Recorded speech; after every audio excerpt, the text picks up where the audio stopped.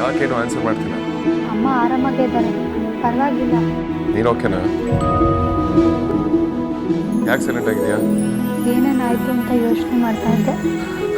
ಸಾರಿ. ನೀನು ಯಾಕೆ ಸಾರಿ ಕೇಳ್ತಿದ್ಯಾ? ಅಮ್ಮನಿಗೆ ಹೀಗಾಯ್ತಲ್ಲ, ಬೇಜಾರಾಗ್ತದೆ. ಹೀಗಾಗಿ ಬರ್ತಿತ್ತು. ಆದರೆ ಒಟ್ಟಿನಲ್ಲಿ ಎಲ್ಲ ಒಂದು ಹಂತಕ್ಕೆ ಸೆಟ್ಲ್ ಆಯಿತು ಅನ್ನೋದೊಂದೇ ಸಮಾಧಾನ. ಅಕ್ಕ ಮತ್ತೆ ಬಿಕ್ಕಿ ಬಾವಂಗೆ ಮದುವೆ ಆಗುತ್ತಲ್ಲ ಅನ್ನೋದೊಂದೇ ಖುಷಿ. ನಾನು ನಿನ್ನ ಹತ್ರ ಆಮೇಲೆ ಮಾತಾಡ್ತೀನಿ. ಬಾಯ್. ಹೇ ಹಲೋ,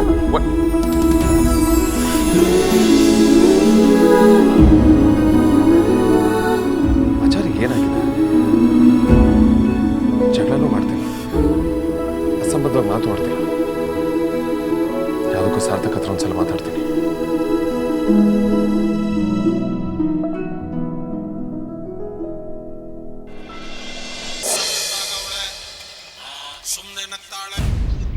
ಹಲೋ ಅಣ್ಣ.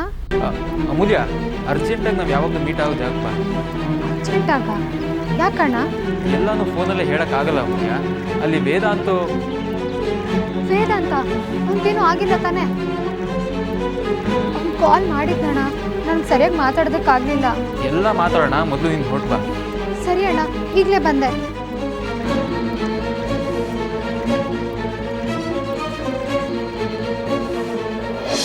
ಅಣ್ಣ ಯಾಕೆ ಅರ್ಜೆಂಟಾಗಿ ಬರೋದಕ್ಕೆ ಹೇಳಿದೆ?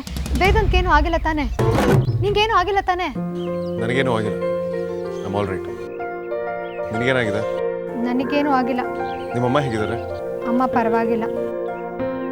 ಚೆನ್ನಾಗಿರೋಳ್ ಥರ ಕಾಣ್ತಿಲ್ಲ. ಏನಾಯ್ತು? ಏನು ಸಮಸ್ಯೆ ಅಂತ ಹೇಳೋದಕ್ಕೆ ಏನು ಪ್ರಾಬ್ಲಮ್? ಹೇಳಿದ್ನಲ್ಲ, ನನಗೇನು ಆಗಿಲ್ಲ. ನಿಜಾನಾ?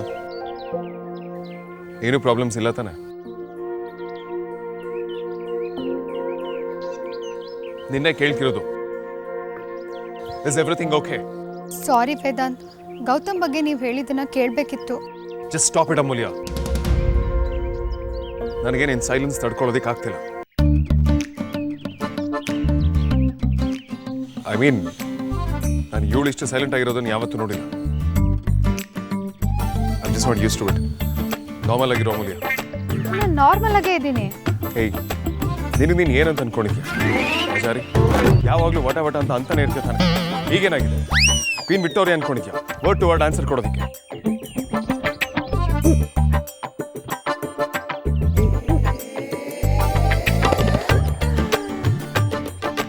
ಅಲ್ಲ, ಇಲ್ಲೇನು ನಡೀತಿದೆ? ಅಮೂಲ್ಯ ಮಾತಾಡಿದ್ರೆ ಬೈತಿದ್ದವರು ಮಾತಾಡಿಲ್ಲ ಅಂತ ಬೈತಿದ್ದಾರಲ್ಲ. ನಾನು ನೋಡ್ತಾನೆ ಇದ್ದೀನಿ. I am your boss.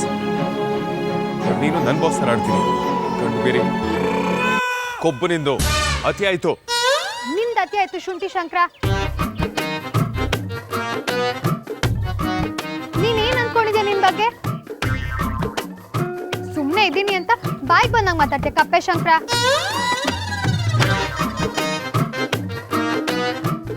ಏನು ಏನ್ ನಗ್ತಿದ್ಯಾ? ನನ್ನ ಇಷ್ಟ, ನಗೋದಕ್ಕೂ ನೀನೇ ಕೇಳ್ಬೇಕು. ಒಬ್ಬೊಬ್ಬನೇ ನಗಕ್ಕೆ ನೀನೇನ್ ಲೂಸಾ? ಫಿಕ್ಸು, ನೀನ್ ಹುಚ್ಚು ವಾಸಿ ಆಗೋದಿಲ್ಲ ಅಂತ ಗ್ಯಾರಂಟಿ ಆಗೋಯ್ತು. ಈಗ ನೀನು ನಾರ್ಮಲ್ ಅದ, ನೀನೇನು ನೋಡ್ಬೋದು. ಯೋ, ಯಾಕಯ್ಯ ಹಿಂಗಾಡ್ತೀಯಾ? ನೀನ್ ಬಾಸು ಅಂತ ಏನ್ ಬೇಕಿದ್ರು ಮಾಡ್ಬೋದಾ? ನನ್ಗೆ ಎಷ್ಟು ಕೆಲಸ ಇದೆ ಗೊತ್ತಾ? ಅದನ್ನೆಲ್ಲ ಬಿಟ್ಟು ಅಣ್ಣ ಹೇಳ್ದ ಅಂತ ಇಲ್ಲಿಗೆ ಬಂದ್ರೆ ಬೀದಿ ನಡ್ಕ ಮಾಡ್ತಿದ್ಯಾ? Stop it Amulya. Now you crossing your limits. ಸುಮ್ನಿರಯ್ಯ, ಜಾಗ ಒತ್ತುವರಿ ಮಾಡ್ತಿದ್ದೀನಿ ಅನ್ನೋ ತರ ಗಾಡಿ ತೋರಿಸ್ಬೇಡ. ನೀನ್ ಮಾಡಿರೋ ಕೆಲ್ಸಕ್ಕೆ ಲಿಮಿಟ್ ಅಲ್ಲ. ಎಲ್ಲನೂ ಕ್ರಾಸ್ ಮಾಡಿ ನಿನ್ಗೊಂದು ಗುದ್ದಿದ್ರೂ ಪಾಪ ಬರಲ್ಲ. ನಾನು ಯಾವ ಕೆಲಸನೂ ರೀಸನ್ ಇಲ್ಲದೆ ಮಾಡೋದಿಲ್ಲ. ನಿನ್ನ ಚೇರಪ್ ಮಾಡೋದಕ್ಕೆ ಅಂತಾನೆ ಕರೆಸಿದ್ದು, ತಿಳ್ಕೊ. ನೀನ್ ಯಾಕೆ ನನ್ನ ಚೇರ್ ಅಪ್ ಮಾಡ್ಬೇಕು? ನನಗೂ ಫೀಲಿಂಗ್ಸ್ ಇದೆ, ಹಾರ್ಟ್ ಆಗುತ್ತೆ, ಡಲ್ ಆಗ್ತೀನಿ. ಇದೆಲ್ಲ ಕಾಮನ್. ಯಾವಾಗ್ಲೂ ಇನ್ನೊಬ್ರು ಎಕ್ಸ್ಪೆಕ್ಟ್ ಮಾಡೋ ತರ ಇರೋದಕ್ಕಾಗಲ್ಲ. ನಾನು ಹೇಗ್ ಬೇಕೋ ಹಾಗಿರ್ತೀನಿ. ವಾಟ್ ವಿ ರಿಪೀಟೆಡ್ಲಿ ಡೂ ಅನ್ನೋ ಮಾತು ಇದೆ. ನಾವು ನಾವಾಗಿದ್ರೆ ಚೆನ್ನಾಗಿರೋದು. ಏನ್ ಚೆನ್ನಾಗಿರುತ್ತೆ? ಚೆನ್ನಾಗಿಲ್ಲ ಅಂದ್ರೆ ಕತ್ತೆ ಬಾಲ ಕುದುರೆ ಜುಟ್ಟು. ಹೋಗಯ್ಯ, ನನಗೆ ಕೆಲಸ ಇದೆ, ನಾನು ಹೋಗ್ತೀನಿ. ಬಾಯ್.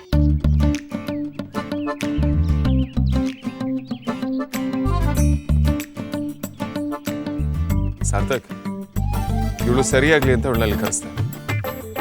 ಬಟ್ ಇವಳು ಬದಲಾಗೋದಿಲ್ಲ.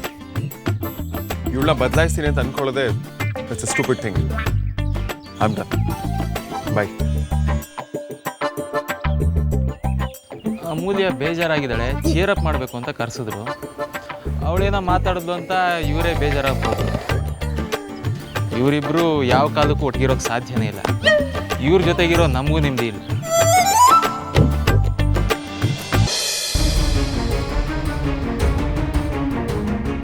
ಇಷ್ಟು ವರ್ಷದ ನನ್ನ ಸಂಸಾರದ ಜೀವನದಲ್ಲಿ ನಾನು ಮೊದಲನೇ ಸಲ ನನ್ನ ಗಂಡನ ಹತ್ರ ಸುಳ್ಳು ಹೇಳಿದೆ ಅನ್ನೋದಕ್ಕಿಂತ ವಿಷಯ ಪೂರ್ತಿಯಾಗಿ ಹೇಳಿದೆ. ಅದನ್ನು ಮುಚ್ಚಿಟ್ಟು ಅವರು ಮದುವೆಗೆ ಒಪ್ಕೊಂಡ್ರು ಅಂತ ಮಾತ್ರ ಹೇಳಿದೆ. ಸುಹಾಸಿನಿಯವರು ಅವ್ರ ಮಗನ ಹತ್ರ ನಾನು ಅವ್ರ ಕಾಲಿಗೆ ಬೀಳಬೇಕು ಅಂತ ಹೇಳಿ ಕಳಿಸಿದ್ರು. ನಾನು ಅಲ್ಲಿಗೆ ಹೋದಾಗ ಅವ್ರ ಕಾಲಿಗೆ ನಾನು ಬೀಳೋ ಹಾಗೆ ಮಾಡಿರೋ ವಿಷಯ ನಮ್ಮವ್ರಿಗೇನಾದರೂ ಗೊತ್ತಾದರೆ ಜೀವನ ಪರ್ಯಂತ ಅವ್ರಿಗೆ ಕ್ಷಮಿಸಲ್ಲ. ನಾನು ಬರೀ ನನ್ನ ಬಗ್ಗೆ ಯೋಚನೆ ಮಾಡೋಕ್ಕಾಗಲ್ಲ. ನನಗಾದ ಅವಮಾನಕ್ಕಿಂತ ನನ್ನ ಮಗಳ ಜೀವನ ದೊಡ್ಡದು. ನಮ್ಮಲ್ಲಿರೋ ಭಿನ್ನಾಭಿಪ್ರಾಯಗಳು ವೈಷಮ್ಯ ಆಗಬಾರ್ದು. ಸಂಬಂಧಿಕರಾಗ್ತೀವಿ ಅಂತ ಗೊತ್ತಾದಾಗ ಒಡಕಿಗಿಂತ ಒಗ್ಗಟ್ಟಿರಬೇಕು. ಈ ವಿಷಯ ನಮ್ಮ ಯಜಮಾನ್ರಿಗೆ ಗೊತ್ತಾಗ್ದಿರೋ ಹಾಗೆ ಮಾಡಪ್ಪ. ಆರ್ತಿಯವಳ ಆಸೆ ಪಟ್ಟ ಹಾಗೆ ವಿಕ್ರಾಂತ್ ಜೊತೆನೇ ಚೆನ್ನಾಗಿರಲಿ.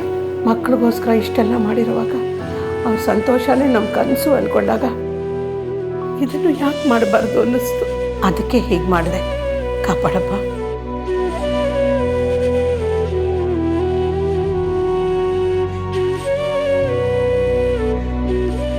ಮಗಳೇ, ಅವ್ರ ಮನೇಲಿ ನಡೆದಿರೋದನ್ನು ಇಲ್ಲಿ ಯಾರಿಗೂ ಹೇಳಬಾರ್ದು, ಆಯಿತಾ?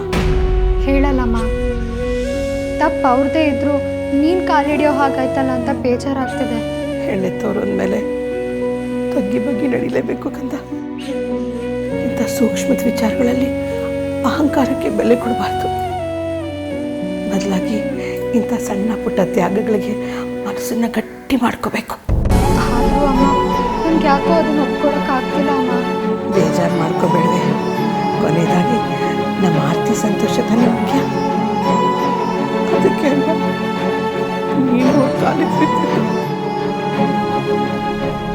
ಇದು ಹಾಗೆ ಯೋಚನೆ ಮಾಡಬೇಡ.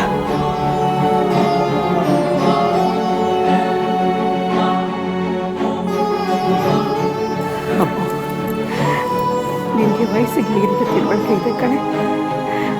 ನಿನ್ನ ಗಟ್ಟಿಗಿದ್ದಿ. ನಿನ್ನ ಬಗ್ಗೆ ನನಗೆ ತುಂಬ ಹೆಮ್ಮೆ ಅನಿಸುತ್ತೆ.